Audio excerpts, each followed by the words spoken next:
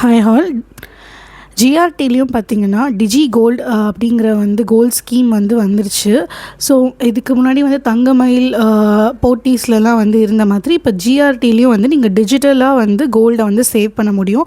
அதுக்காக புது app launch பண்ணியிருக்காங்க, ஜிஆர்டி இன்ஸ்டா கோல்ட் அப்படின்னு சொல்லிட்டு ஒரு ஆப்பு.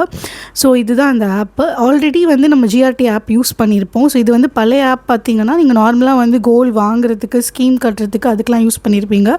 இதில் இந்த ஃபீச்சர் இல்லை. இது இப்போ டிஜி கோல்டுக்குன்னு சொல்லிட்டு அவங்க தனியாக தான் இது லான்ச் பண்ணியிருக்காங்க.